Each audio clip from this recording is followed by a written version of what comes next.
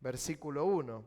Siempre vamos echando cositas. Le doy la bienvenida a Roxana, que viene de Quilmes. Un fuerte aplauso a ella. Muy bienvenida.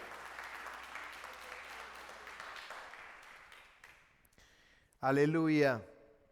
El Salmo 27, versículo 1, dice: Jehová es mi luz y mi salvación. ¿De quién temeré? ¿Puede decir usted lo mismo? ¿De quién temeré? Dice: Jehová es la fortaleza de mi vida. ¿De quién he de atemorizarme? Cuando se juntaron contra mí los malignos, mis angustiadores y mis enemigos para comer mis carnes, ellos tropezaron y cayeron. Aunque un ejército acampe contra mí, no temerá mi corazón.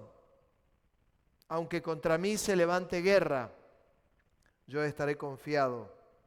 Una cosa he demandado a Jehová, esta buscaré, que esté yo en la casa de Jehová todos los días de mi vida, para contemplar la hermosura de Jehová y para inquirir en su templo, porque Él me esconderá en su tabernáculo en el día del mal. Me ocultaré en lo reservado de su morada, sobre mi roca me pondré en alto. Luego levantará mi cabeza sobre mis enemigos que me rodean. Yo sacrificaré en su tabernáculo sacrificios de júbilo. Cantaré y entonaré alabanzas a Jehová. Oye, oh Jehová, mi voz, con que a ti clamo. Ten misericordia de mí y respóndeme. Mi corazón ha dicho de ti: buscad mi rostro. Tu rostro buscaré, oh Jehová. No escondas tu rostro de mí. No apartes con tu ira a tu siervo. Mi ayuda has sido. No me dejes ni me desampares, Dios de mi salvación. Aunque mi padre y mi madre me dejaren, con todo Jehová me recogerá. Enséñame, oh Jehová, tu camino y guíame por sendas de rectitud a causa de mis enemigos. No me entregues a la voluntad de mis enemigos, porque se han levantado contra mí testigos falsos y los que respiran crueldad. Hubiera yo desmayado si no creyese que veré la bondad de Jehová en la tierra de los vivientes. Aguarda a Jehová, esfuérzate y aliéntese tu corazón. Sí, espera en Jehová. El Salmo 131, versículo 1. Jehová, no se ha envanecido mi corazón, ni mis ojos se enaltecieron, ni anduve en grandezas, ni en cosas demasiado sublimes para mí. En verdad que me he comportado y he callado mi alma, como un niño destetado de su madre. Como un niño destetado está mi alma. Espera, oh Israel, en Jehová, desde ahora y para siempre. Saben, una de las cosas más tremendas, más impresionantes que pueden verse en los salmos es que gran parte de ellos fueron escritos por salmistas, pero hay algunos de ellos que son muy fuertes para nosotros porque fueron escritos por David. Y todos sabemos quién fue David. Dice las Escrituras que cuando fue elegido, dice que Dios lo eligió, iba a elegir un hombre conforme al corazón de Dios y lo llamó a David, un salmista precioso por excelencia, un hombre precioso desde su adolescencia. Y en un momento él dice: no he vivido grandezas, y había sido el rey de Israel. Qué tremendo. Dice, no viví grandezas, solo venció a Goliat. No viví grandezas, pero conocía el corazón del Señor. Y tenía autoridad para decir todo esto, porque había vivido cosas muy, pero muy grandes, muy, pero muy fuertes. En estos estudios bíblicos que estuvimos viendo estas 3 primeras semanas con los hermanos que vinieron, yo les contaba que lo que primero a mí me interesaba es que ellos sepan cómo se mueve el Señor, cómo es el corazón del Señor, a dónde apunta el Señor, qué es lo que Él quiere revelar de sí mismo, qué es lo que nos muestra de sí mismo. Y hablamos de las grandezas de Dios y sobre todo hablamos de la misericordia de Dios, de la gracia de Dios, del amor de Dios, porque es lo primero que Él se revela en nosotros, lo primero que nos muestra es esa primer impresión que Él revela de sí mismo. Cuando nosotros hablamos de Dios y del amor de Dios, es lo primero que nos interesa para saber cómo nos aborda, qué hemos de esperar de Él, qué hemos de encontrar en Él, qué hemos de atrapar de Él.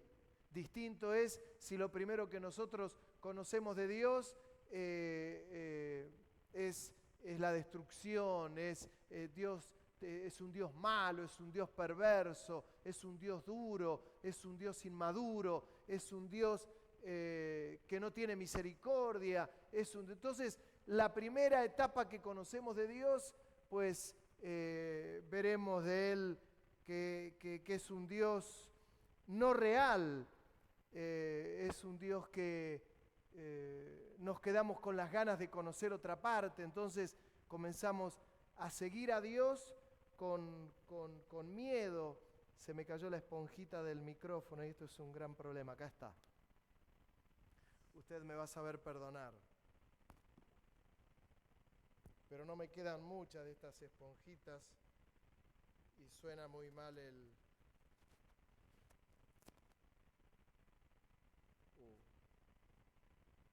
Se rompió.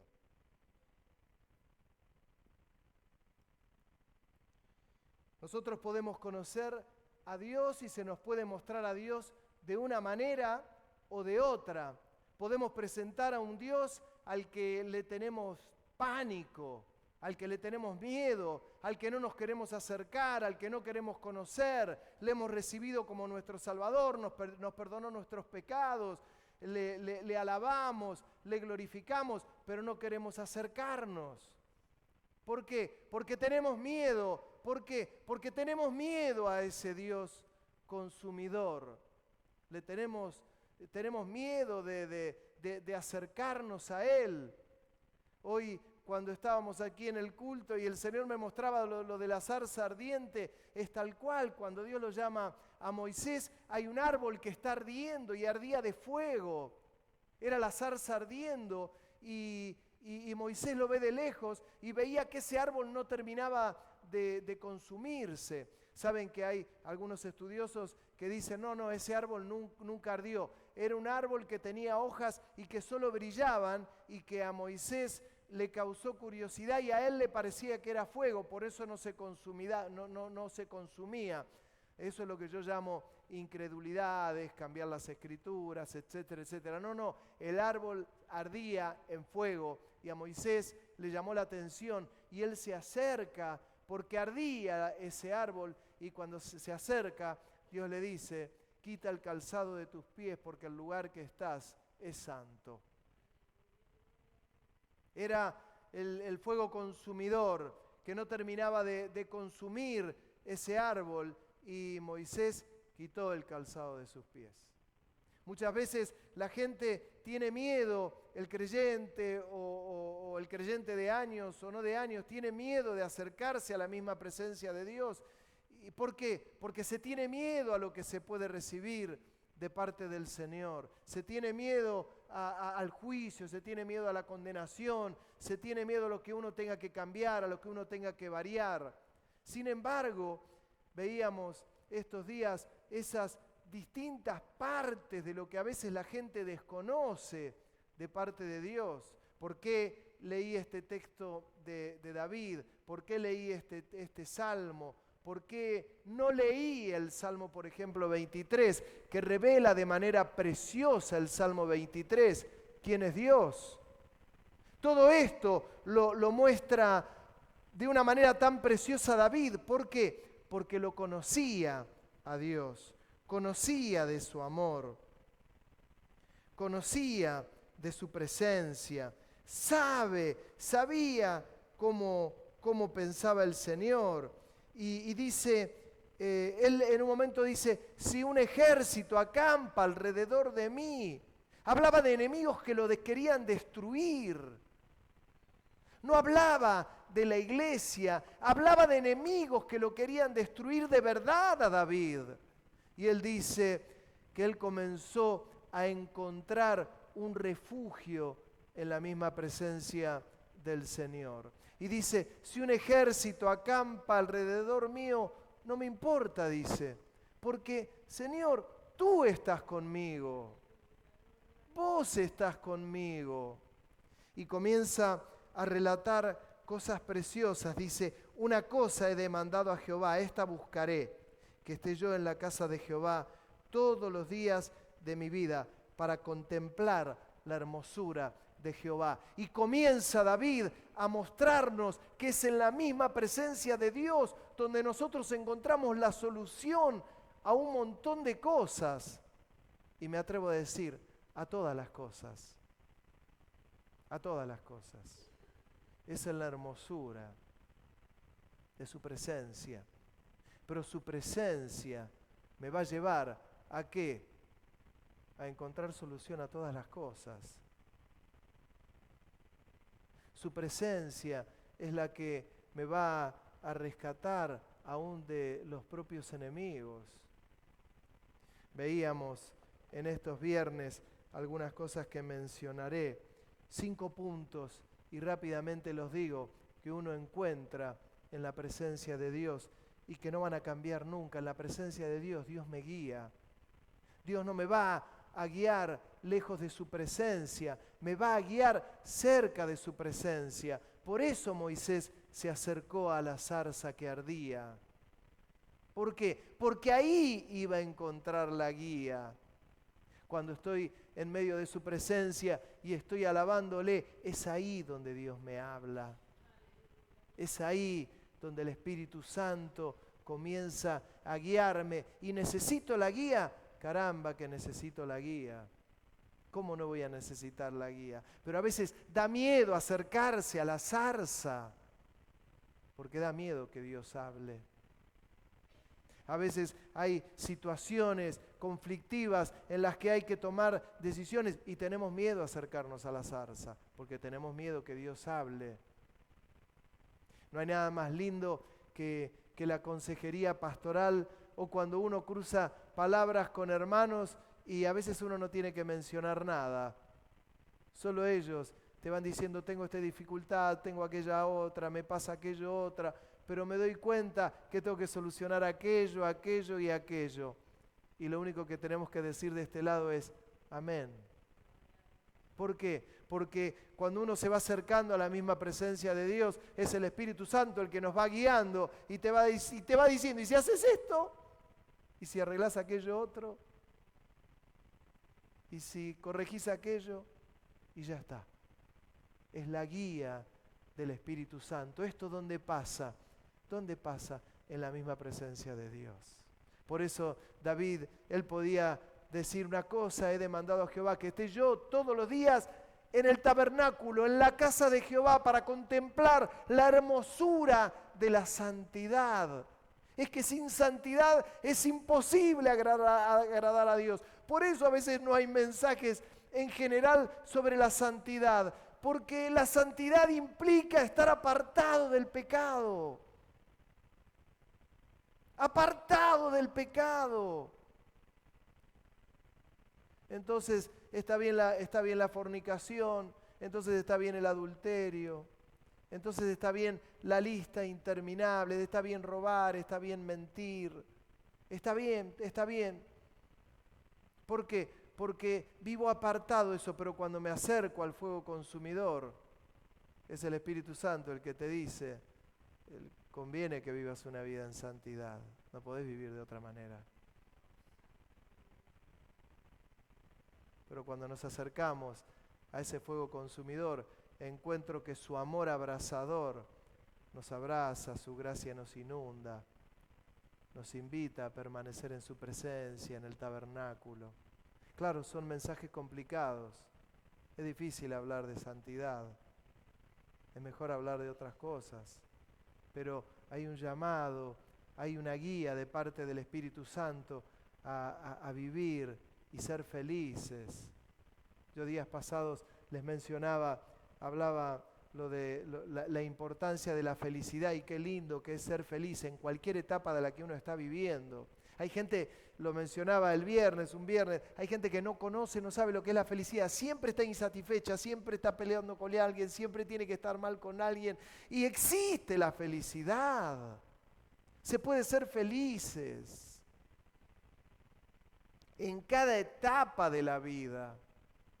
A los jovencitos, cuando quieren casarse y lo bien que hacen, y dicen, no, yo quiero casarme y ser feliz. No, aprende a ser feliz ahora, en la soltería. Aprende a ser feliz y serás feliz luego. Y así sucesivamente. Hay un acercarnos a Dios que nos va a llevar ¿a qué? A vivir una vida así. A vivir en santidad. A vivir en limpieza, a vivir en integridad. Te va a llevar a esto, sí o sí. ¿Por qué? Porque es ese fuego consumidor el que nos guía. Es el mismo fuego consumidor que veíamos que nos protege. Leamos ese salmo y nos encontramos que David dice, eres tú el que me protege de mis enemigos. Y uno dice, chocolate por la noticia, claro, pero acerquémonos al fuego consumidor. Acerquémonos a esa zarza que está ardiendo y que arde y que me protege. ¿Por qué? Porque el diablo no tiene nada que ver con esa zarza que arde. El diablo no tiene nada que ver con el tabernáculo al que David decía que había que acercarse. Entonces me acerco al tabernáculo, quemo incienso, quemo ofrenda, le alabo, recibo la guía y me protege. Porque el diablo y los enemigos no tienen arte ni parte en ese lugar. Es tan sencillo el Evangelio. Claro que me protege. Cuando digo que me guíe, para mí, hermanos, es maravilloso ver la guía del Espíritu Santo. Y yo les mencionaba el viernes muy por arriba que la iglesia tiene que vivir lo que se vivía en Hechos de los Apóstoles. Uno ve el avivamiento que había ahí y ve a Felipe que se movía en medio de la gente, había cantidad de conversiones. Pedro predica, se convierte en 5,000, Pedro predica, se convierte en 3,000. Había conversiones por doquier. Le habla el Espíritu Santo a Felipe y le dice, anda al desierto. Al desierto. No le preguntó, fue al desierto y se encontró un carruaje. Se encuentra un eunuco. El eunuco era nada más y nada menos que un ministro de economía en un país, Etiopía, en África. Y le encuentra que está leyendo Isaías 53. Le dice, ¿entendés lo que lees? No, explícamelo. Se subió al carruaje, le habló de Jesús, le habló lo que hizo en la tierra, que entregó su vida en la tierra y le mencionó sin duda lo último que dijo Jesús. Toda potestad me fue dado en el cielo y en la tierra, por lo tanto vaya y hagan discípulos hasta lo último de la tierra, bautizándolos en el nombre del Padre, del Hijo y del Espíritu Santo. Estaré con ustedes hasta el fin del mundo. Tremendo. Y el eunuco le dice, ahí hay agua, ¿qué impide que yo sea bautizado? Si crees en Jesús, puedes. Y dijo, creo. Detuvo el carruaje, Felipe le bautizó, inmersión, lo sacó del agua. Y cuando salió del agua, Felipe lo arrebató el Señor y lo llevó a una ciudad que se llama Soto. Felipe no lo vio más al eunuco, el eunuco no lo vio más a Felipe, pero dice que el eunuco se fue gozoso Y dicen los estudiosos que él llevó el evangelio a África. Tremendo. ¿Por qué? Por la guía. Necesitamos esa guía del Señor. Queremos esa guía del Señor. Necesitamos en nuestros dedos la guía del Señor. ¿Para qué? Para hacer todo lo que Él nos mande. Y es precioso. Que Él no es nuestro protector, ¿qué te voy a decir? Que es nuestro proveedor, ¿qué te voy a decir? Decía David, es mi proveedor. Fue su proveedor, aun cuando Saúl lo perseguía, se metió en el templo y comió del pan sagrado, que no le era permitido comer a él. Pero se metió, el sacerdote le dio el pan y comió el pan él y sus hombres. Miren de dónde lo alimentó el Señor. No, pero me cuesta creer que Dios es mi proveedor. ¿Es tu proveedor? Preguntaré a Elías cuando vaya a la presencia de Dios y los cuervos le dieron de comer a la mañana y a la tarde. Es nuestro proveedor. Claro que es nuestro proveedor. Ahora, ¿tiene necesidad? Háganoslo saber, hermano, por favor, que nosotros podamos ser tus cuervos.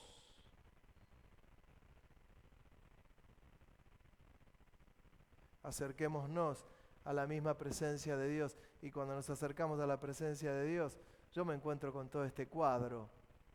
Pero me encuentro también rápidamente, y los que estamos viendo el estudio cada viernes me sabrán disculpar, me encuentro con que Dios es mi amigo. Pero ¿cómo que es mi amigo? Pero no puede ser mi amigo. Si no hay tantos amigos, uno no tiene en definitiva en la vida tantos amigos. Bueno, hay un amigo que uno tal vez se lo está perdiendo. Y es Dios. Es Dios. Es el amigo que no te va a fallar nunca. Nunca. Jamás. Acerquémonos al fuego y ahí encontramos un amigo. Dijo el Señor de una manera tan clara, vosotros sois mis amigos y hacéis lo que yo os mando. Jesús lo dijo, no lo está diciendo ningún pastor, ningún hermano. Lo que yo os mando, lo que pastores tenemos que hacer es mencionar justamente lo que las Escrituras dicen.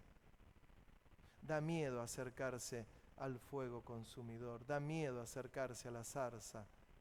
Y la cosa más linda que le pasó a Moisés es que se acercó a la zarza, a ese árbol que ardía. Y finalmente, Dios es un Dios que corrige. Claro que Dios es un Dios que corrige. Un padre es un padre que corrige. Todos los padres tenemos que corregir. Todos los padres tenemos que saber corregir a nuestros hijos. Y en la iglesia también hay corrección. Y de parte del Señor también hay corrección. Se encaminan. Las cosas se encaminan cuando se tuercen y no hay ningún problema.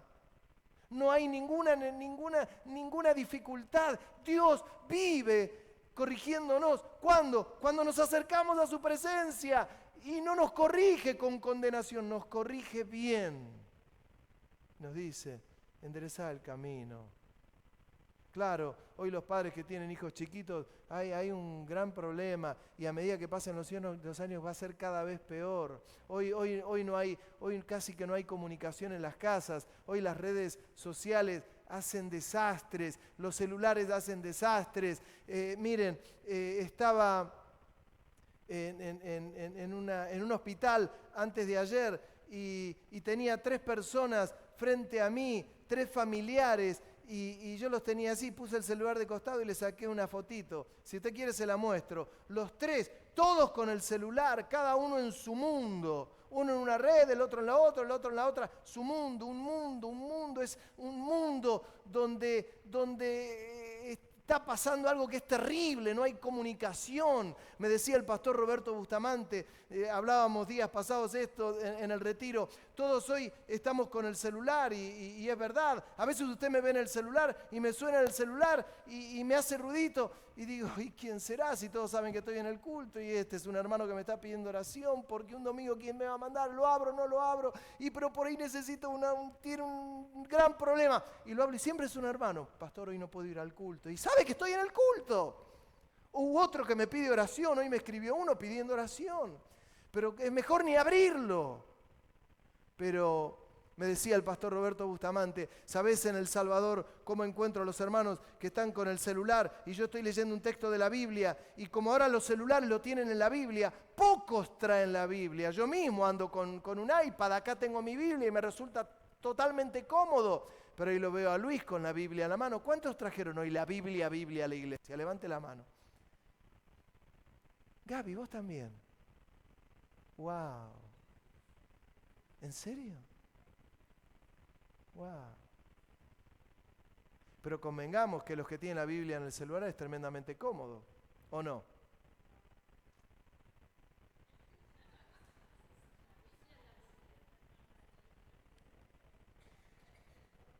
No se enoje, mi Biblia me parece genial.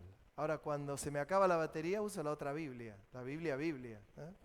Pero, mire lo que me decía el pastor Roberto Bustamante, qué curioso. Me dice, algunos están con el celular y vamos leyendo la Biblia, entonces yo me detengo y dice, a ver, por ejemplo, y está leyendo con el celular. ¿Cuántos están leyendo la Biblia con el celular hoy mismo acá? A ver, levante la mano. Adriana. Y el pastor Roberto Bustamante dice, que le dice, bueno, dejo de leer. Seguí leyendo tu Biblia que estás leyendo, Adriana. Y Adriana está con el WhatsApp o el Facebook. Perdone, pastor, estaba en otra frecuencia. Me dio una idea genial. Así que cuando usted esté leyendo la Biblia, todos los que tienen el celular, si le digo, ¿podés seguir leyendo? De acá yo me doy cuenta quién lee la Biblia del celular y quién está en Facebook. De acá se da cuenta, porque acá se ve todo. Está buenísimo. Pero es que el Señor nos está invitando justamente a corregirnos, nos corrige. Hay algunos textos que son preciosos sobre la corrección y yo los invito en Proverbios. Es fantástico porque allí habla sobre la corrección y dice que el hijo sabio amará la corrección, pero el que es malvado, dice otras palabras más fuertes, no la aceptará la corrección. Y tú dices, ¿pero quién es el pastor para corregirme? Es tu pastor. Sea yo, sea Montoto Flores. Uno debe aceptar la corrección, nos hace bien aceptar la corrección. No nos gusta, es como ocurre a los hijos, a los chicos no les gusta que le digan, deja el celular en la mesa, estamos comiendo. Hay un pastor amigo que él me decía que había gente que lo llamaba al pastor, lo llamaba al mediodía, y a él le pasaba lo mismo que muchas veces a mí me pasaba. Yo estoy comiendo, pero me llama alguien de la iglesia y lo atiendo porque me está llamando porque es una urgencia. Hola, y uno se va tratando de tragar y como puede. Y este pastor me contaba que lo llaman al teléfono fijo y el pastor todo presuroso iba a atender y el hijo dice, no, para. El hijo le dice al pastor, espera, atiende el teléfono. Ah, sí, hermano, ¿cómo le va? Ah, sí, pero es que el pastor ahora está comiendo. ¿Usted lo puede llamar más tarde al pastor? Y cortó. Y me decía mi amigo, el pastor de acá de Mar del Plata, dice, nunca más llamó al mediodía. Yo le aclaro, a mí nadie me llama al mediodía. Pero si me llama, lo voy a atender. Estamos para servirlo, porque está llamando porque le está ocurriendo una urgencia. Pero miren ahí el hijo cómo lo corrige al padre. Pero aceptemos la corrección. Aceptemos. Hermanos, hay mesas que los celulares están ahí como si fuésemos policías dejando el revólver arriba de la mesa y estuviésemos de guardia. Yo hice el servicio militar, cuando hice el servicio militar y teníamos que almorzar y estaba de guardia, yo almorzaba o cenaba y tenía el fusil ahí al lado mío, como si estuviésemos en guerra, año 81, 81. Bueno, el celular ni siquiera tenemos necesidad de dejarlo ahí, si puede déjelo en otro lado. Déjelo en otro lado y lo tenemos de ahí y estamos de ahí mandando WhatsApp, dice, esto es algo que yo no se lo quiero corregir porque tiene, usted haga de su vida lo que quiera. Yo no me meto en la vida de nadie, ni con el trabajo de nadie, ni con la economía de nadie, ni con la familia de nadie, y ninguno de ustedes puede decir que yo me metí en su casa y traté de corregir a alguien. Ninguno. Yo tengo que darle la palabra de Dios, le estoy dando un simple ejemplo que a veces nos cuesta la corrección. Y cuando un padre a un hijo le dice, deja el celular, el hijo se le enoja. Y cuando el hijo le dice al padre, deja el celular, el padre dice, no nos gusta la corrección, pero en lo espiritual tampoco nos gusta la corrección. Y saben, yo creo que cuando nos acercamos a la zarza ardiendo, que está ardiendo, ahí encuentro la guía, ahí encuentro la protección, ahí encuentro un Dios que es proveedor, ahí encuentro un Dios que es amigo y ahí encuentro un Dios que me corrige. Esto es Dios. ¿Se da cuenta que está lejos? Algo dice, no, te condena, no fuiste a la iglesia, te vas a ir al infierno. Yo les contaba a los hermanos días pasados cómo nos gusta eso. Yo tuve que cambiar muchas cosas en mi adolescencia, venía de chiquito en la iglesia, luego dejé, me aparté a los 16 años. Cuando me acerco ocurre algo muy especial de mi familia, termino quedando yo solo en la iglesia por determinadas circunstancias. Y alguien me dijo, ahora nosotros nos vamos, te tenés que buscar otra iglesia. ¿Cómo voy a buscar otra iglesia si yo me siento tan bien en esta iglesia? Y con 16 años seguí solito en la iglesia, que es en la misma denominación donde estoy ahora. Pero me decían algunos de mi familia, tenés que dejar la iglesia porque ya fulana no va, fulana el otro no va, dejá. Y seguí, pero y me empezaron a hacer la guerra. Y resulta que estaba yendo donde ellos me decían que vaya. Y me sentía tan bien. Pero en una etapa de mi vida, yo con 16 años, Santiago, mi hermanito, con 8 años, yo iba y le decía, Santiago, vamos hoy a la iglesia. Y él era gordito, así, va a venir en agosto a visitarnos. Y yo me decía, no, me quedo jugando con Marcelo. Y yo lo miraba y le decía, te vas a ir al infierno. Al domingo siguiente, Santiaguito, vamos a la iglesia. No, me quedo jugando con Marcelo, 8 años, imagínense, era gordito, así como lo ve grandote ahora, era gordito. Y yo lo volví a mirar y decía, Santiago, que te vas a ir al infierno. Un Dios que condenaba, un Dios perverso. Al tercer día le digo, Santiago, ¿vamos a la iglesia? Sí, vamos. Dio efecto, porque da efecto, aunque usted no lo pueda creer. Te vas a ir al infierno, te vas a morir, te vas a quemar. Ya hay un bono en el libro de la vida, seguro que tu nombre no está. Da efecto, pero da efecto por temor. Y si hay algo que Dios no quiere, chicos, es que ustedes hagan algo por temor, sino que puedan bendecir a Dios, conocer del amor, conocer que es un Dios protector, que es amoroso, que es amigo, que me guía, que me protege, que me provee, que me corrige. Caramba. Y cuando descubro a este Dios, y yo me abrazo a ese Dios, ¿por qué creen que creo en la imperdibilidad de la salvación?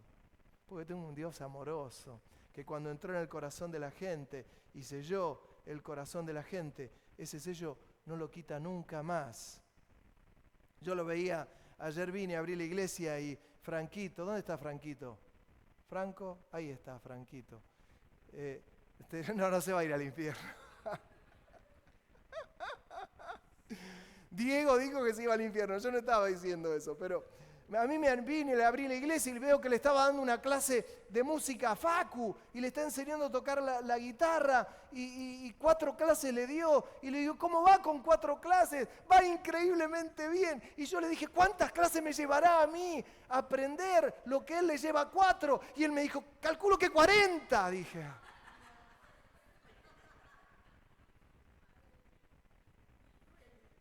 Y yo moriría, yo me arrepiento de no haber aprendido a tocar un instrumento. Y es más, no sé si no voy a aprender a tocar guitarra, no se burle de mí. Pero si se rebelan todos los músicos y todos los cantores con la guitarra y cantando y ladrando, por ahí me las arreglo. Pero tengo miedo que se me rebelen los músicos y los cantores. No tengo miedo, habrá que ladrar.